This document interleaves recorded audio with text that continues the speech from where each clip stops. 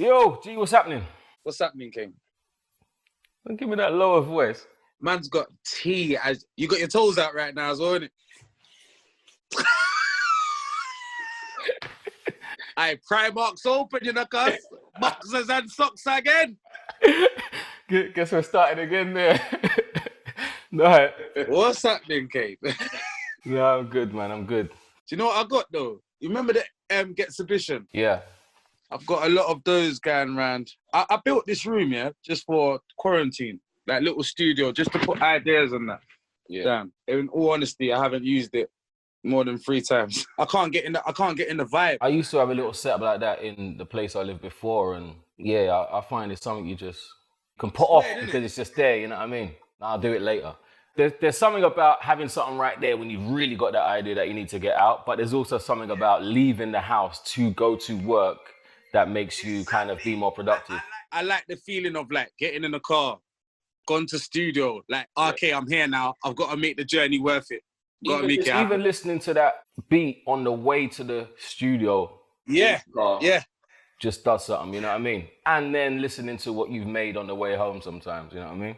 Exactly. I was going to ask how it's lockdown, and what I'm asking everyone is what artist or what tune or what genre has been helping you get through this? Because me personally, when lockdown started, I wasn't really listening to any music. And it wasn't until like a couple months in that I started to play music again. And it wasn't the artists that kind of provide that, that escapism and that relief that I was listening to.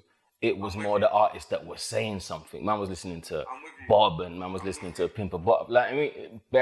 Couple artists that were saying something, but I just wondered what kind of music was getting you through that time, or was it your own music? No, I had this conversation with someone and I said it's very strange since the removal of clubs, the music that doesn't have any substance in it, it had no value during quarantine. It just had no value to me. Yeah. I found myself going back to, like you said, the artists that represent something, that have always stood for something, that always got something to say in their music, you know what I'm saying? And obviously, you know, I was a big Tupac fan from before, but I haven't listened to Tupac in some years. But I found myself going back listening to Pac. Same with Biggie. You know, I saw a lot of people with a message in their music. Loads of Nas. So just people with a message in their music. I found that to be very, very therapeutic. You know what I'm saying? Yeah, sick. Oh my days. Just got them the other day. I didn't know you like Pac. Interested. All right, let me talk to you about Pac. You know me as a Biggie man, innit? Yeah. But I think I've always just liked Biggie, and I think, I think especially in the earlier part of my career, I think you can hear like that charisma and that flow and whatever. You can hear that Biggie, would mean something to me. But I think even more so with the material that I've released lately, I think you can probably understand that I've kind of gained a lot of respect for Tupac over the years. You know what I mean? Yeah. And people say like Pac ain't the lyricist and blah, blah, blah. I think they don't really know what the word lyricist means. Lyricism is not just technical ability. Yeah. It is literally words. How do you put together words and construct songs that have meaning and last the test of time? Like, these are things that really should put Tupac in your top 3. You know what I mean? It really, 100%. Because it's classic material music that means something again, you know? Yes. Why was you a Pac man? Nah, do you know what the truth is? To me, Biggie is the better rapper. Skill, flow, cadence, all of those things that we like. But Pac just got me through a very negative time in my life due to what he was saying in the music. And I think I gravitated towards Pac more based on his character, based on what he stood for, based on his passion. So, but when I listen to Biggie, till this day, just like, you could listen to a Biggie verse now, a Biggie album, and he sounds so clean and so unique and so different from people, and you can still appreciate it for it being timeless. And then Pac's timeless for a different reason. Pac's timeless because of the message. Stylistically, Biggie is forever current. Yeah. And lyrically, I think Pac is, forever current, because a lot of the issues that he talks about, we still face to this day, and probably, I say will always, but maybe not. But another thing I was going to say, like, for all my years of knowing you, I've never really known you to take a break, like, unless I'm wrong. But it feels like for me, you can constantly tap into something that will produce material. What do you draw from? How do you stay so consistent with it? Because you know me, I'm a man that goes away for years. And then comes back and still sounds like he ain't taken a day off. Do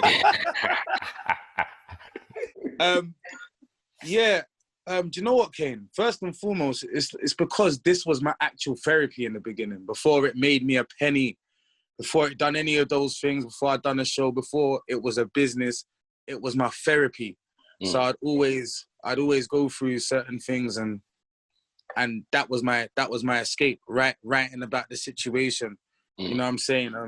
It was always therapy. So I just, in the habit of that, I just like, there's nothing I love more except for my kids.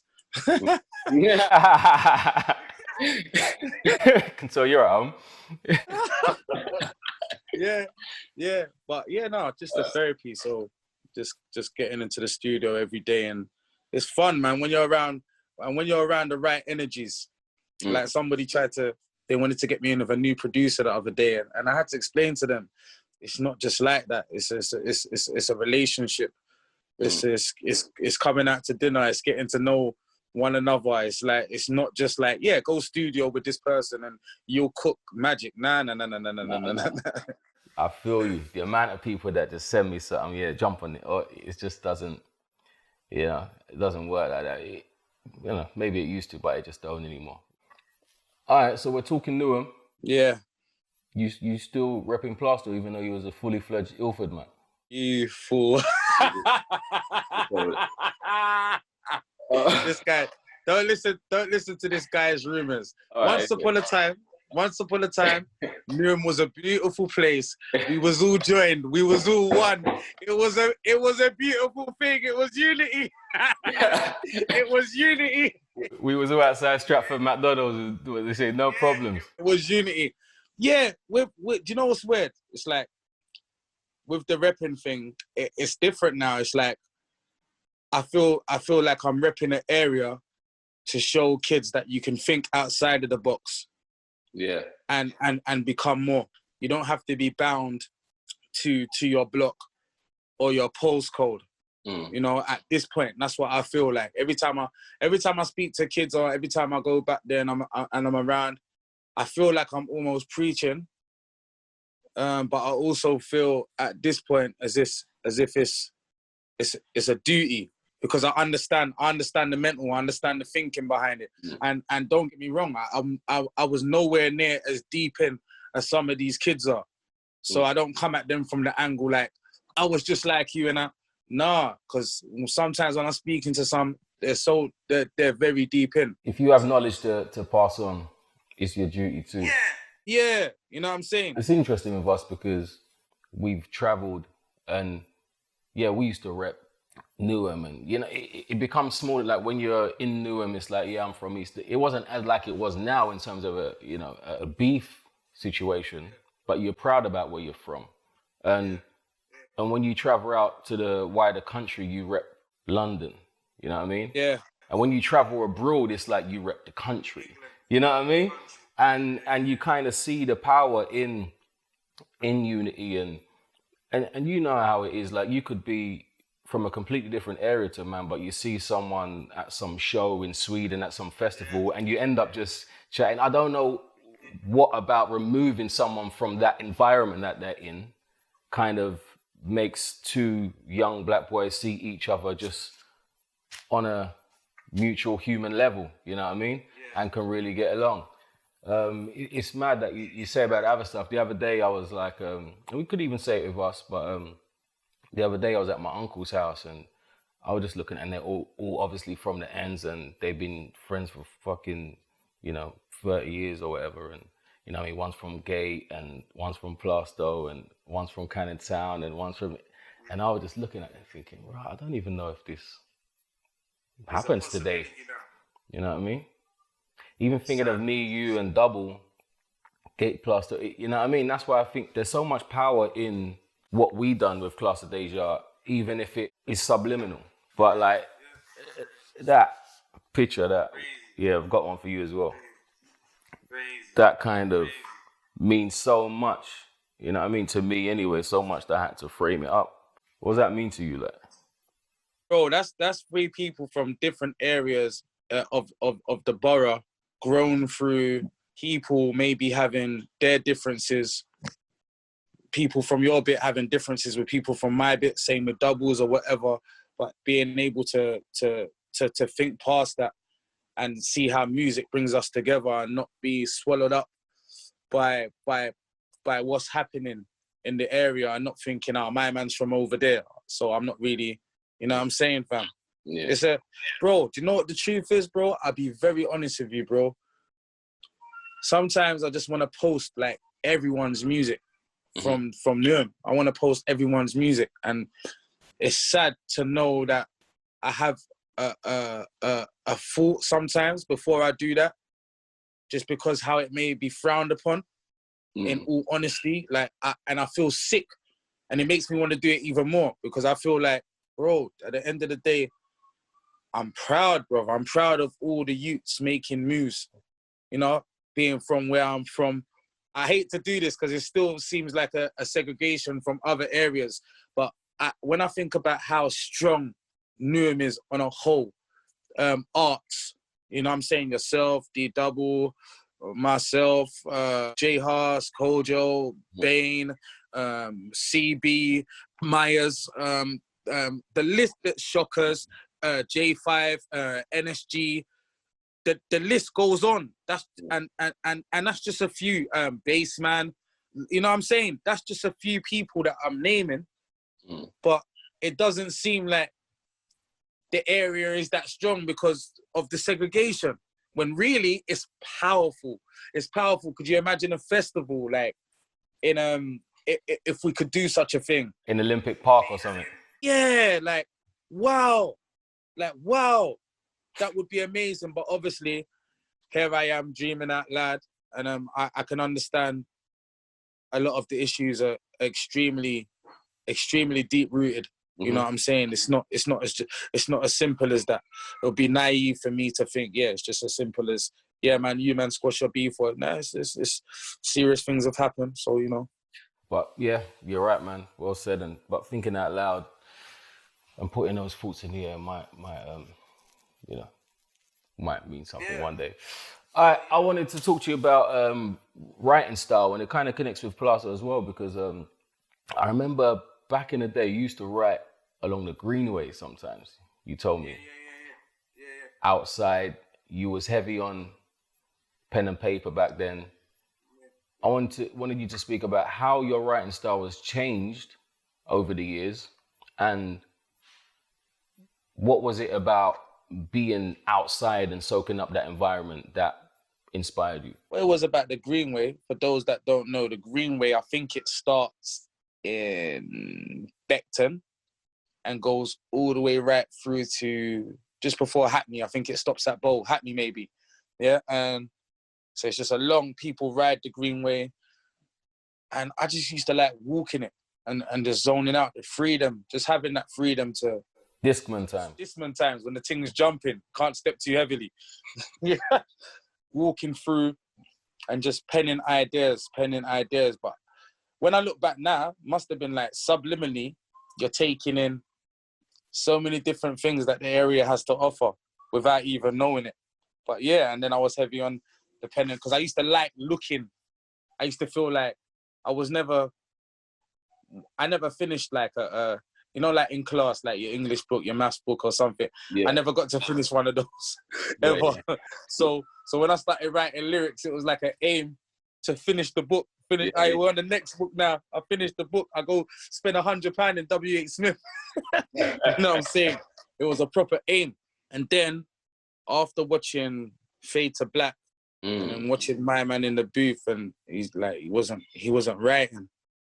I'm thinking, Jay-Z's an alien. How did he get to the point? Like, it was almost unbelievable that a human being had got to a point where he could hold a lyric he's just written in his head and then say it in the booth. With the intricacies. A lot of people talk about that now with the style of music that they're making and the trap music, but it's not the same. It's not the same. The intricacy, you know what I mean? Lyricism, the double entendres, the metaphors to remember, and even the delivery of it. This ain't repetitive bars that we're talking about. This is high level lyricism. So I remember just trying, then I'm holding 2 bars, and then 2 bars turned to 4, 4 turned to 8, 8 turned to 16, and I was like, yo, it's possible. But then what's weird is that the other day, I done something for Hennessy. Now, because they was filming, I wasn't sure how long I could hold it for, because normally I just write it, and then I'm in the booth straight away. Like, it's still there. But they was doing, you know how it goes, they're doing the filming, the cutaways, the this, the that. Yeah. So it was distracting, so to speak. So I started writing again, and I realized the pattern was changing because I was writing. It's like it was more technical. So what I've started doing now is when I do like a single or just a good vibe song, I'll do that in my head, because I don't want to overthink it too much. It's just good vibes. I don't want to overthink it. But when I do anything, when I've started doing it again, when I do anything of any sort of substance, I want to write it down. Okay, understood. It brings me nicely. It's just another thing I wanted to talk about. You know, that is kind of about writing. A lot of people kind of ask me over the years, like, when was that moment where you knew you made it, or you knew, you know what I mean, you bust and that, and I feel funny about it. I still don't think that moment's happened. You know what I mean? I don't know if maybe admitting to something like that kind of breeds some kind of complacency or whatever, but that making it term, I don't know. But what I would ask you is, like, when was that moment you knew you was a master? Like you had mastered the craft? I still don't think I have. No?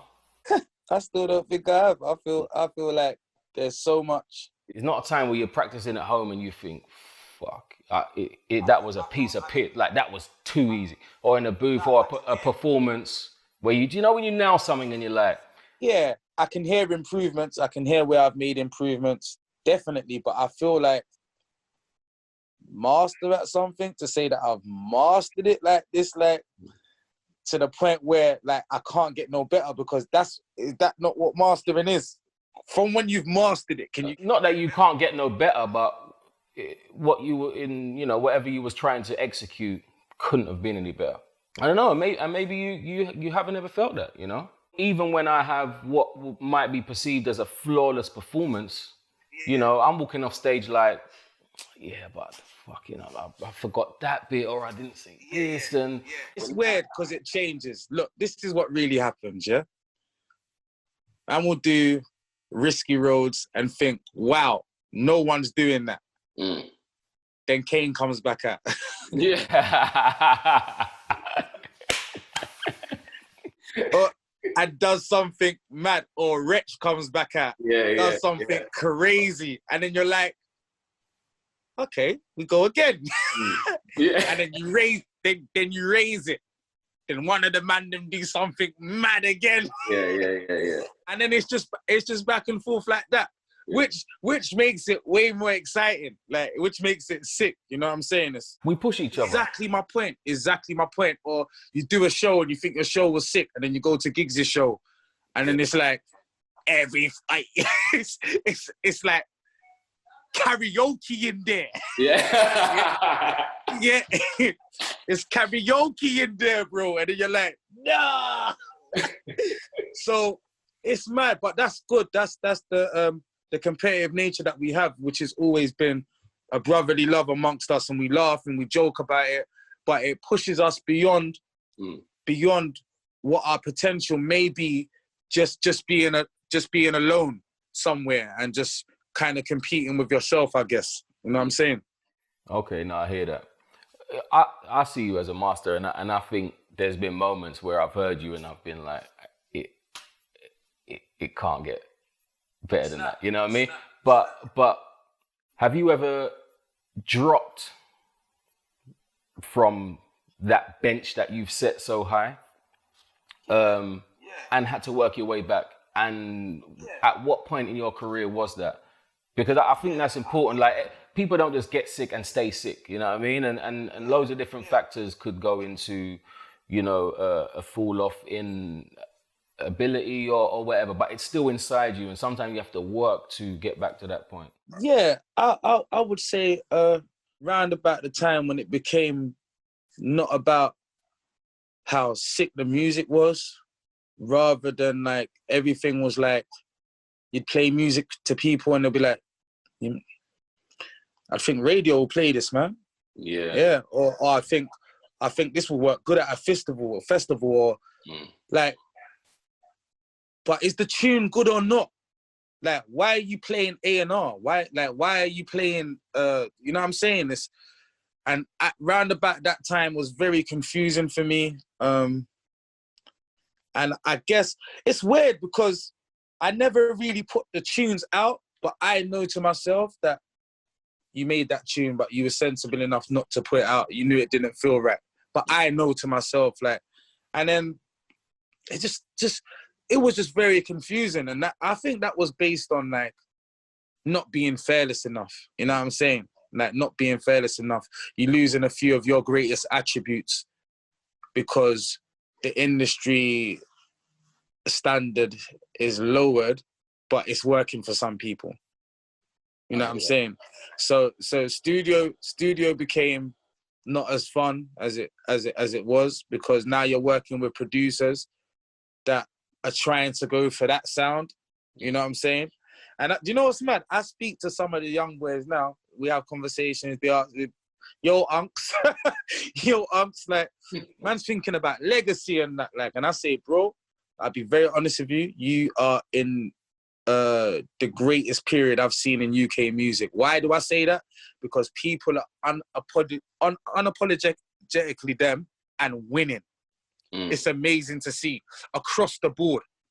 Like, so many different styles. Whether I'm a big fan of it or not, like, that just seems like that's how he is.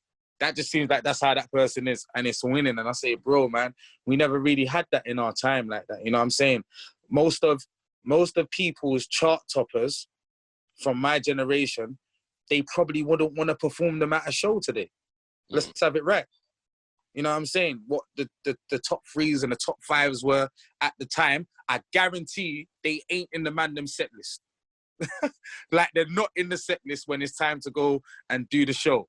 You know what I'm saying? Which is testament to how much a man despises it. You know what I'm saying? It's mad. But then you got tunes like P's and Q's Talking the Hardest that are UK classics that probably didn't chart very high at the time, but I've outlived those songs by far. You know what I'm saying? And again, that's testament.